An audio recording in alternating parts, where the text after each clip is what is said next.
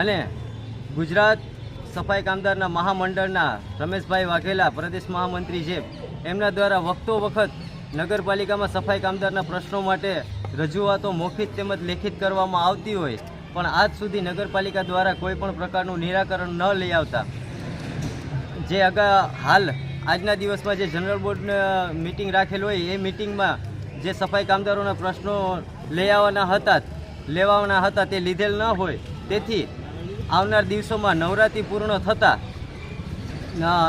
તમામ સફાઈ કામદારો સંપૂર્ણપણે સફાઈ કામગીરી બંધ કરી અને ગાંધી ચિંધ્યા માર્ગ પર જવાની છે. સફાઈ કામદારનું જે સંગઠન છે એ આજ બપોરે અમારી પાસે આવ્યા હતા અને 7-8 મુદ્દાઓ માટે રજૂઆત કરી હતી, લેખિત રજૂઆત.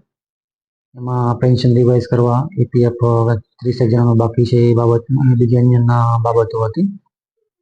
એ બાબતે એટલાસીનો રિપોર્ટ કરાવ્યો છે.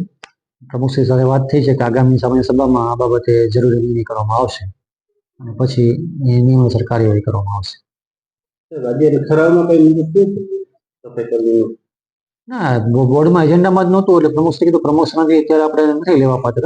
છેલ્લે આજના દિવસે જ આ રજૂઆત આવી હતી એટલે અમે લોકો ચર્ચા વિચારણા કરીને આગામી બોર્ડમાં એની વિચાર કરવામાં આવશે.